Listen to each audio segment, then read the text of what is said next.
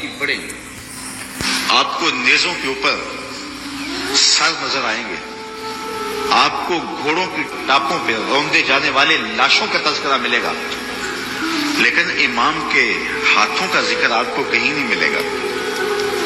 امام کا سر نیزے کی نوک پہ تھا, لاشیں گھوڑوں نے رون دیے, امام کے ہاتھ کدھر گئے؟ شاید قدرت نے اٹھا لیے ہوں کہ کوئی یزیدی امام کا کٹا ہوا ہاتھ نہ اٹھا لے اور پھر یزید اس ہاتھ کو اپنے ہاتھ میں ڈال کر کے کہے چلو اس طرح ہی صحیح, امام کا ہاتھ تو میرے ہاتھ میں آ گیا. امام کی عظمت کا پہرا رب نے دیا اور ان کی آبرو کا پہرا رب نے دیا. امام حسین کا کٹا ہوا ہاتھ بھی یزید کے ہاتھ میں نہیں آیا.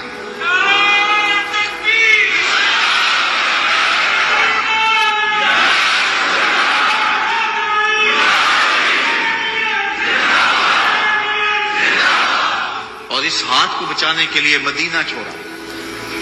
مدینہ چھوڑنا کوئی آسان تو نہیں نا, 8 دن کے لیے آج ہی جاتا نا, مدینے میں رہتا, اور جب چھوڑتا تو قیامت ٹوٹ رہی ہوتی. کسی نے پوچھا تھا عمرے اور حج کا ماجرا, تو میں نے کہا تھا کعبۃ اللہ پہ پہلی نظر مشکل ہے اور روضہ رسول پہ آخری نظر مشکل ہے. تو 8 دن رہنے کے بعد وہاں سے پلٹنا قیامت ہوتا ہے. اور جس نے زندگی مدینے میں گزاری, جو پیدا مدینے میں ہوا, جس کے گھر کا دروازہ مسجد نبوی کے اندر کھلتا ہو, جس کا مسکن اور مولد مدینہ ہو. اعظم چشتی مرحوم جب مدینہ تو رسول میں آخری حاضری پر گئے تو بیمار تھے, ویل چیئر پہ تھے, تو انہوں نے الوداع ہوتے ہوئے خادم سے کہا کہ میرا رخ حضور کے روضے کی جانب جانے دو اور کچھ پیچھے سے کھینچو. اور جب وہ نظارے نگاہوں سے اجل ہونے لگے تو اعظم چشتی مرحوم نے کہا کہ جان بدن سے نکلتی ہے اعظم, جان بدن سے نکلتی ہے اعظم, کوئی آسان ہے مدینے سے جدا ہونا. تو اپنی فکر کی آبیاری کے لیے اور یزید سے اپنے ہاتھ کو بچانے کے لیے آپ نے وہ شہر مدینہ بھی چھوڑا, شہر کوفہ بھی چھوڑا, پھر مکہ المکرمہ بھی چھوڑا. 8 ذی الحج کو مکہ المکرمہ چھوڑا, تاریخ پڑھیں آپ, اور منا میں 8 ذی الحج کو لوگ جمع ہو رہے, اے تماشا گاہے عالم روئے تو کجا بہرے تماشا می روی. اب یہاں مجھے اقبال یاد آئے, مدعاش سلطنت بوتے اگر خود نہ کر دے وا چنی ساما سفر. اقبال کہتے ہیں کہ اگر حضرت امام حسین رضی اللہ تعالیٰ عنہ کا مدعا سلطنت کا حصول ہوتا تو اتنے تھوڑے لوگوں کے ساتھ آپ کبھی بھی سفر نہ کرتے. ٹوٹل 145 افراد ہیں, بچوں کو اور خواتین کے ساتھ, اور سارا مدینہ آپ کا مرید ہے. اللہ اکبر. مکے میں پوری دنیا سے حاجی آ رہے ہیں, لیکن آپ مکے کو چھوڑ کر فرماح بن عدی بن حاتم راستے میں ملتا ہے تو 30,000 کا لشکر آپ کی پشت پہ کھڑا ہونے کا ایڈیا دیتا ہے. آپ فرماتے مجھے یہ بھی قبول نہیں. یزید کا مکروہ چہرہ بے نقاب کرنے جا رہے تھے اور اس شہادت کو چومنے جا رہے تھے جس کی بشارت رسول اللہ نے دی ہوئی تھی. اور پھر بڑھتے گئے اور اٹھنے والے قدم حضرت امام کے پیچھے نہیں ہٹے, اور قیامت تک لوگوں کو درس اور سبق دے گئے کہ حق کے لیے جان کا نذرانہ پیش کرنا پڑے تو یہ سودا سستا ہے. آج دین کی قدریں پامال ہوں اور ہم ڈھب سے بات بھی نہ کر سکیں تو میں پوچھتا ہوں کیا حجرہ فاطمہ سے بڑی بھی کوئی خانقاہ ہو سکتی ہے؟ کیا حسین ابن علی سے بڑا بھی کوئی سجادہ نشین ہو سکتا ہے؟ تو جب انہوں نے حق کے لیے اپنا سب کچھ لٹا دیا تو مجھے اور آپ کو اپنی زندگی کی ایک ایک ساتھ کو دین کے لیے پیش کر دینا ہوگا.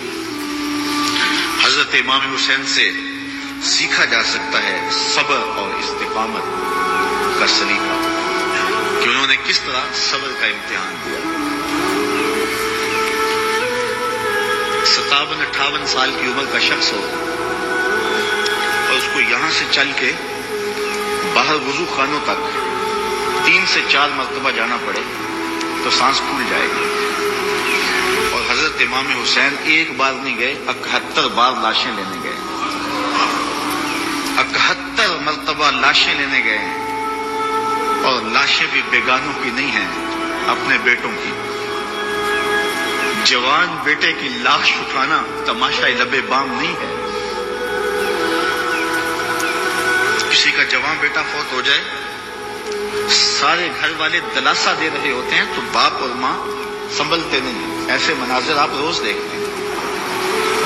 جنازہ اٹھتا ہے تو 10 آدمی تھام کے لے جا رہے ہوتے ہیں. یہ کون ہے؟ کہا اسی کے جوان کی لاش جا رہی ہے. جوان بیٹے کی لاش ہو, 10 آدمی سنبھالا دے رہے ہوں اور باپ پھر بھی نہیں سنبھلتا. موت بھی تبھی ہوتی ہے. میں سلام پیش نہ کروں اس حسین پر جو جوان علی اکبر کی لاش کو کندھوں پہ اٹھا کے خیموں تک لاتا ہے اور پھر بھی ہاتھ اٹھا کے کہتا ہے مالک حسین کی یہ قربانی بھی قبول فرما.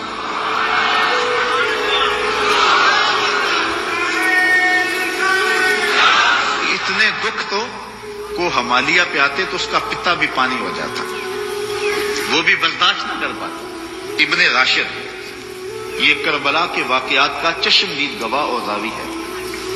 وہ لکھتا ہے کہ میں خود کھڑا تھا اور میں نے حضرت امام عالی مقام رضی اللہ تعالیٰ عنہ کو دیکھا. انہوں نے اپنے سینے سے ایک جوان کی لاش کو لپٹایا ہوا ہے اور مقتل سے خیموں کی جانب آ رہے ہیں, اور وہ جوان اتنا قد آور ہے کہ اس کے باوجود اس کے پاؤں زمین پہ گھسیٹ رہے ہیں اور مقتل سے لے کر کے خیموں تک ریت پر ایک لکیر بن رہی ہے. تو میں پہچانتا نہیں تھا اس شخص کو, وہ نوجوان کون ہے. تو میں نے کسی سے پوچھا, میں نے کہا یہ نوجوان کون ہے جس کو امام اٹھا کے لے جا رہے ہیں؟ کہا یہ امام حسن کا بیٹا قاسم بن حسن ہے. وہ منظر بھی زمانے نے دیکھا, 6 ماہ کا عرصہ ہے اور حضرت امام ہاتھوں پہ لے کے فرات کے کنارے پہ کھڑے ہیں. یہ تمام حجت تھی, پانی کے محتاج نہیں تھے. کوثر چھلک کے قدموں میں سلامی دینے آتا. حسین ابن علی کے نام پر تو پانی رکتا ہی نہیں ہے. میں ذکر کر رہا ہوں, سب کی آنکھوں میں پانی نہیں آ رہا. یہ پانی تو آج تک سلامی پیش کر رہا ہے. پانی کا مسئلہ نہیں تھا, تمام حجت تھی. کہا تمہاری لڑائی میرے ساتھ ہے, اس 6 ماہ کے بچے نے تمہارا کیا بگاڑا. تو پھر کیا ہوتا ہے؟ پانی نہیں ملتا, 2 شاخہ تیر ملتا ہے. 6 ماہ کے بچے کا حلق تیر کاٹ جائے, وہ حلق پہ تیر نہیں لگتا, باپ کا کلیجہ کٹتا ہے. لیکن خون ہاتھوں میں لے کے آسمان کی طرف اچھال کے بولتے ہیں مالک حسین کی یہ ننھی قربانی بھی قبول فرما. 71 لاشیں لائن میں پڑے ہوئے.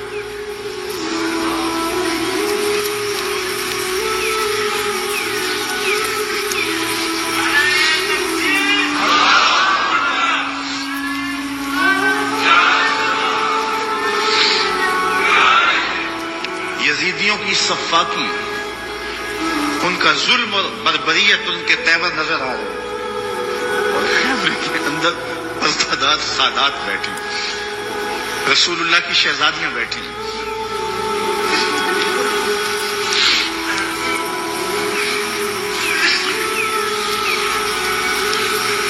ان کا کیا دکھ ہوگا جو امام کے کلیجے میں.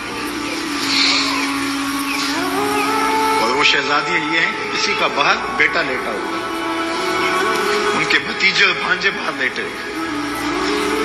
ان کو تلقین کرتے ہیں کہ صبر کا دامن نہیں چھوڑنا. اور امام گھوڑے کی زین پہ سوار ہوتے ہیں. بانکپن ایسا ہے جس ڈھب سے کوئی مقتل میں گیا وہ شان سلامت رہتی.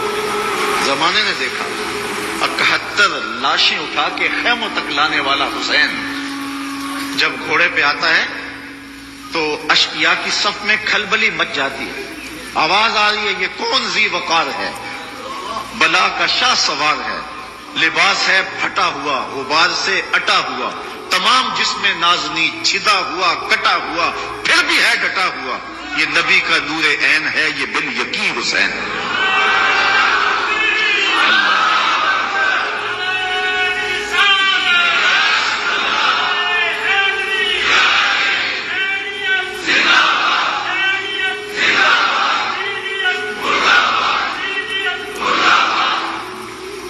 حضرت امام حسین نے صبر کی جو انوکھی داستان رقم کی ہے, کائنات میں اس کی کوئی مثال نہیں ملے گی آپ.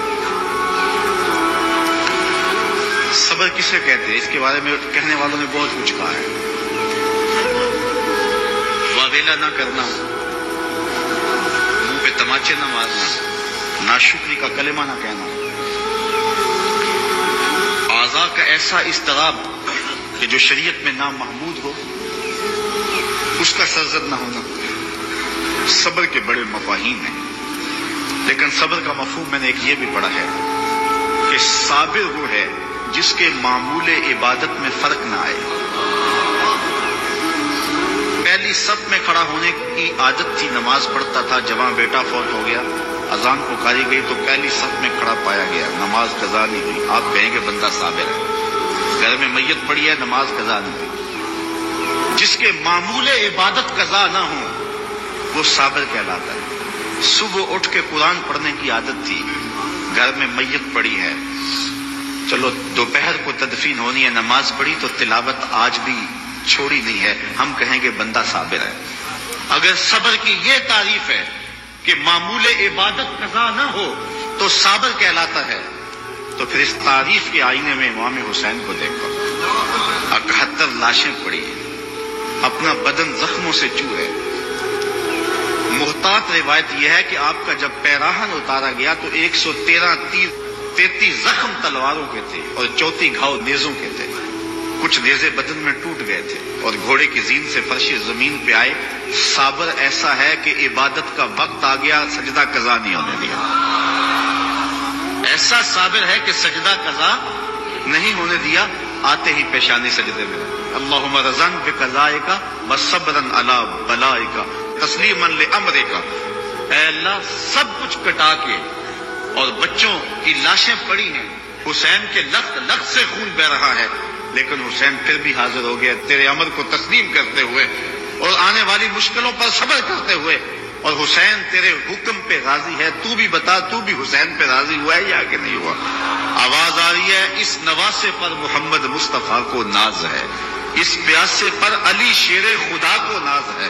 اوروں نے بھی سجدے کیے پر اس کا عجب انداز ہے، اس نے وہ سجدہ کیا جس پر خدا کو ناز ہے. عابد ایسا کہ معمول عبادت قضا نہیں ہوا، سجدہ قضا نہیں ہوا. اب آپ جانتے ہیں کہ امام حسین کا سر جو تھا سجدے میں جھکا ہوا تھا کہ دست قاتل نے سر انور کاٹ لیا اور پھر سر انور کو کاٹ کے نیزے کی نوک پہ چڑھا دیا. یزیدیوں نے اس لیے کیا کہ اپنے لشکر کو تسلی دیں کہ ہم کامیاب کامران ہوئے ہیں، دیکھو سر حسین کٹ کے نیزے کی نوک پہ چڑھ گیا. تو جب انہوں نے نیزے کی نوک پہ سر حسین چڑھایا تو لشکر یزید سے آواز آئی، یہ کیسا سر ہے جو کٹ کے بھی سر بلند ہے؟ اس کی سر بلندی اب بھی نہیں گئی، اب بھی یہ اونچا ہے. اور جب سر انور نیزے کی نوک پہ چڑھایا گیا تو اس انداز سے چڑھایا گیا کہ کٹی ہوئی گردن کا رخ آسمان کی طرف اور سر انور کا رخ زمین کی طرف.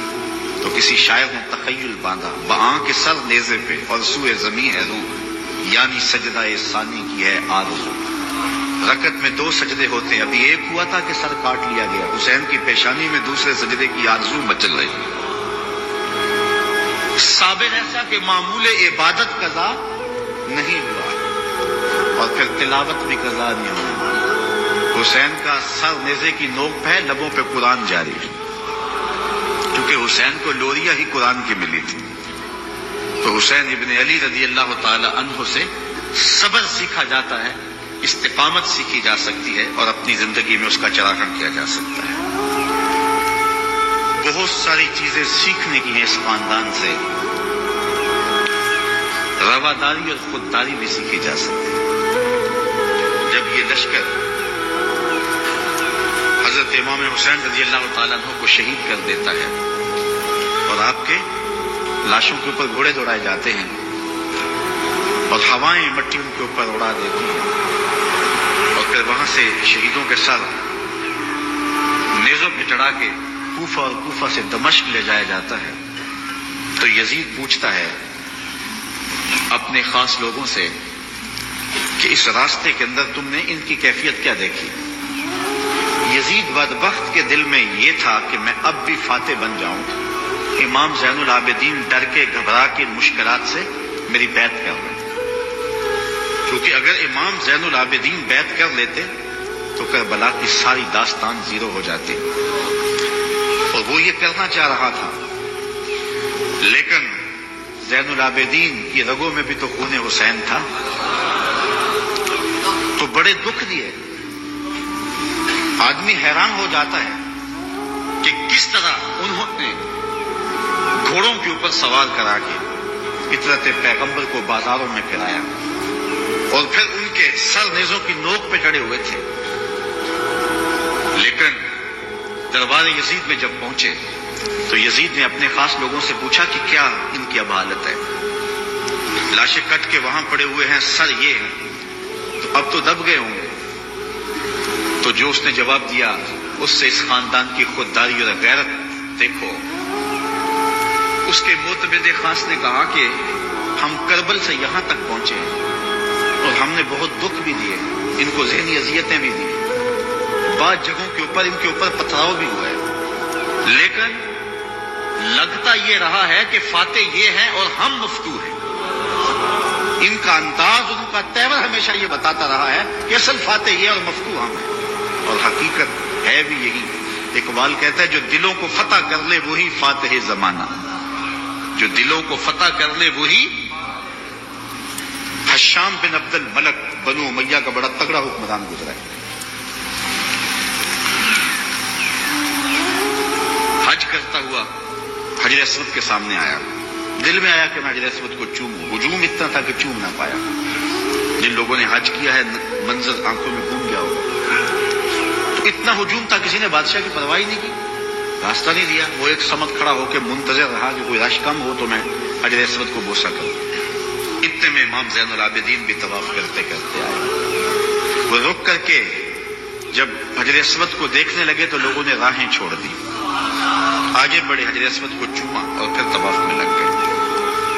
حشام کو بڑا غصہ آیا کہ میں بادشاہ وقت اور میرے لیے لوگوں نے راستہ نہیں چھوڑا اور ان کے لیے راستہ چھوڑ دیا. تو وہ اپنے درباری شاعر فرزدق سے کہنے لگا من ہاذا, یہ کون ہے؟ حالانکہ وہ جانتا تھا یہ امام زین العابدین, لیکن اس نے تحقیر کرنے کے لیے تجاہل عارفانہ برتتے ہوئے کہا من ہاذا, اے کون ہے؟ وہ جو فرزدق شاعر تھا تو بادشاہ کا درباری شاعر, لیکن آج اس کی غیرت جاگی. جب اس نے کہا من ہاذا, یہ کون ہے؟ تو فرزدق نے کہا بادشاہ تو نہیں جانتا یہ کون ہے؟ اس کو تو بقہا کے سنگ ریزے بھی جانتے ہیں یہ کون ہے, اس کو تو فرش والے بھی جانتے ہیں اور افلاک والے بھی جانتے ہیں کون ہے. کہا یہ تو فاطمہ کا بیٹا ہے, یہ علی کا شہزادہ ہے, رسول اللہ کا نواسہ. اور پھر کھڑے کھڑے امام کی شان میں قصیدہ لکھ دیا, اور اس میں فرزدق نے بادشاہ کو مخاطب ہو کے کہا تیرا نکرہ کرنا اس معرفہ کو نکرہ نہیں کر دے گا. یہ کل بھی معرفہ تھا, یہ آج بھی معرفہ ہے. تیرا من ہاذا کہنا اس معرفہ کو نکرہ نہیں کرے گا. بادشاہ کو اتنا غصہ آیا کہ اس نے فرزدق کو ایک بند کنویں میں ڈلوا دیا, قید کروا دیا. امام کو پتہ چلا تو انہوں نے اشرفیوں کی ایک تھیلی بطور جو ہے وہ محبت فرزدق کے پاس بھیجی. اس نے چوم کی آنکھوں سے لگائی اور خادم کے ہاتھ میں واپس کرتے ہوئے کہا کہ امام سے کہنا, میرا سلام دینا, کہنا ان ٹگوں کے لیے بادشاہوں کی نوکری کی ہے ساری زندگی, اور یہ جو میں نے قصیدہ لکھا ہے پیسوں کے لیے نہیں کیا, اشرفیوں کے لیے نہیں لکھا, آپ کے نانے کی شفاعت کے لیے لکھا ہے. جو دلوں کو فتح کر لے وہی فاتح زمانہ. آپ پورا شہر ڈھونڈ لیں, آپ کو شمر نام کا شخص نہیں ملے گا, آپ کو خولی نام کا شخص نہیں ملے گا, آپ کو ابن زیاد نام کا شخص نہیں ملے گا, آپ کو یزید نام کا شخص نہیں ملے گا. اور اگر آپ ڈھونڈنے نکلے, دور کیا جانا اسی محفل سے ڈھونڈ لے, ہزاروں علی کے نام کے ہوں گے, ہزاروں حسین کے نام کے ہوں گے, شبیر کے نام کے ہوں گے, اور کتنی تجھے محبتیں اے فراز چاہیے, ماؤں نے تیرے نام پہ بچوں کے نام رکھ دیے. جو دلوں کو فتح کر لے وہی فاتح زمانہ. تو حضرت امام حسین رضی اللہ تعالی عنہ کے خانوادے کا جو ترہ ہے اور خودداری کا جو انداز ہے وہ دیکھنے کو ملا, اور کربلا سے لے کر کے مدینے تک یہ منظر ہر جگہ پہ دکھائی دیا. حضرت امام حسین کو کربلا میں دیکھیں یا ان کے خاندان کو کوفے کے بازاروں میں دیکھیں یا دمشق کے بازاروں میں یا دربار یزید میں دیکھیں, آپ دیکھیں گے کہ باوجود کہ یہ مظلوم ہیں, باوجود کہ ظلم و جبر کی انتہا کر دی گئی, لیکن انہوں نے اس کے جواب کے اندر کوئی شخصی وار نہیں کیا ہے. سارے کربلا کے واقعات کو پڑھتے جائیں, بلکہ اس واقعے کو سمجھنے کے لیے صرف ایک واقعہ, اللہ نے مختار سقفی سے یہ کام لیا کہ اس نے قاتلان حسین کو چن چن کے مارا.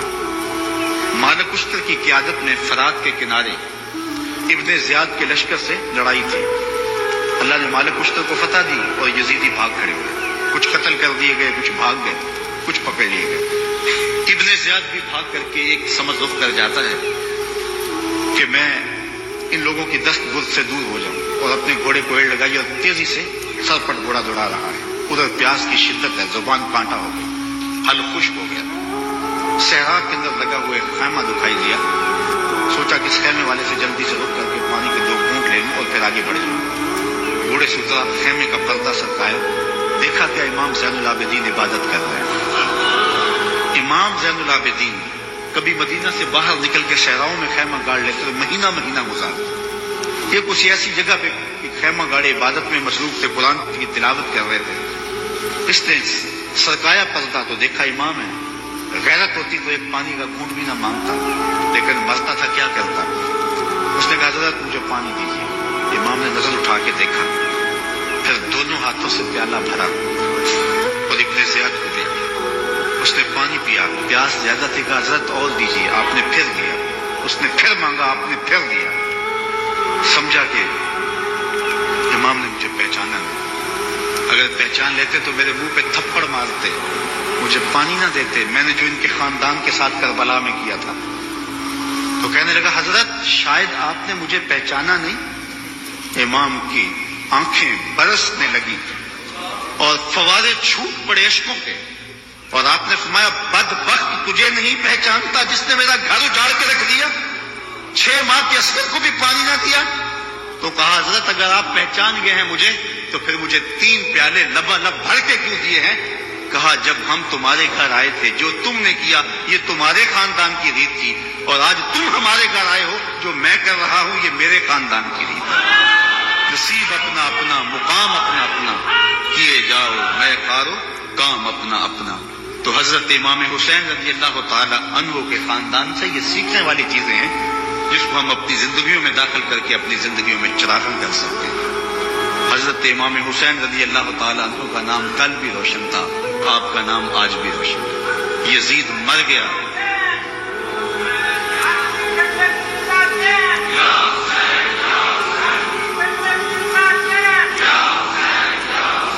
سارا دن بھی ہم نعرے لگاتے رہیں، یہ ایسا نام ہے کہ ہر لمحہ اندر ٹھنڈ اترتی رہتی ہے۔ میں کہتا ہوں آج کوئی ہے جو یزید کا نام لیتا؟ یزیدی ہیں، گلی گلی یزید آج بھی موجود ہے، مختلف روپوں کے اندر یزید ہے، لیکن یزید کو اس قدر امام نے بے نقاب کر دیا کہ آج یزیدی بھی یزید کا نام نہیں لے سکتے۔ اگر کوئی یزید کا نام لیتا بھی ہے تو سر جھکا کے لیتا ہے، دائیں بائیں دیکھ کے لیتا ہے، نام لینے سے پہلے شرمندہ، نام لیتے ہوئے شرمندہ، نام لینے کے بعد شرمندہ۔ میں کہتا ہوں کیسا ہے تمہارا لیڈر جس کا نام لیتے تمہیں شرم آتی ہے، اور ہمارے لبوں پہ جب نام حسین آتا ہے سر فخر سے بلند ہو جاتا ہے۔ فخر کا دل میں دریچہ باز کرنا چاہیے، فخر کا دل میں دریچہ باز کرنا چاہیے، جن کا تو آقا ہے ان کو ناز کرنا چاہیے۔ اے حسین ابن علی تم پر سلام، نازش آل نبی تم پر سلام، تم پہ لاکھوں رحمتیں لاکھوں سلام، اے شہیدان محبت کے امام۔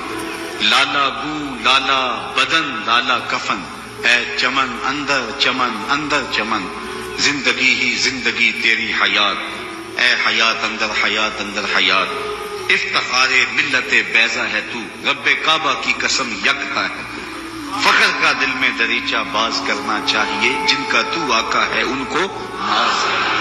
یہ اجتماع ناز کرنے کے لیے، ہم آ حسین والے نہیں ہیں، ہم واہ حسین والے ہیں۔ اتنے زخم تو کو ہمالیہ کے کلیجے پہ لگے تو اس کا بھی پتا پانی ہو جائے، لیکن حسین پھر بھی حق کالم لیے کھڑا ہے، پھر بھی عظیمت کی داستان رقم کر رہا ہے۔ یہ حسین ابن علی ہے، آج ان کی روح کو خراج پیش کر رہے ہیں، محبتوں کے آنسو بھی بہے، ان کے نام کے نعرے بھی لگائے، ان کے فکر ان کے مشن کو بھی سنا، ان کے مناقب بھی روحوں میں اترے، اس عظیم کام کو خراج بھی پیش کیا گیا۔ آؤ آج کے اس اجتماع میں عزم کر کے اٹھے کہ ہم نقوش امام کو خضر بنائیں۔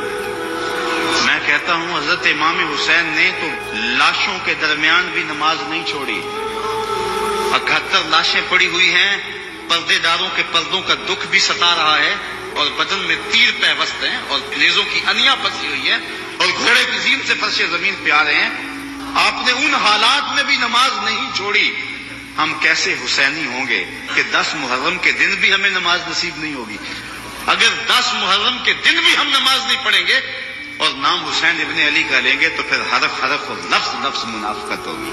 آئیے ان کا نام لیتے ہیں تو ان کے نقوش پا کو بھی خزِ راہ بناتے ہیں. میں ایک نعرہ لگوانا چاہتا ہوں، امام کے نام کا خود لگواؤں گا، لیکن نعرہ بانک پن سے ہو، اوپر نیچے باہر ہجوم محبت ہے، تو ذرا یزیدیوں کو پتہ چل جائے کہ امام کا نام آج بھی زندہ ہے اور محبتوں کے یہ تیور. نعرہ تکبیر. اللہ آپ کو سلامت رکھے. حسین کل بھی زندہ تھا. حسین. نعرہ تکبیر. نعرہ تکبیر. نعرہ رسالت. نعرہ رسالت. نعرہ رسالت. حسینیت. حسینیت. حسینیت. یزیدیت. یزیدیت. علامہ اقبال کا سارا فلسفہ نچوڑیں تو جو رس نکلتا ہے اس کا مصداق امام حسین بنتے ہیں. جوس کیا نکلتا ہے؟ کی محمد سے وفا تو نے تو ہم تیرے ہیں، یہ جہاں چیز ہے کیا لوح و قلم. پھر لوح بھی تیرے ہاتھ میں دے دیں گے، قلم بھی تجھے پکڑا دیں گے. پھر تیری تقدیر کے فیصلے کسی اور جگہ نہیں ہوں گے بلکہ خدا بندے سے خود پوچھے گا بتا تیری رضا.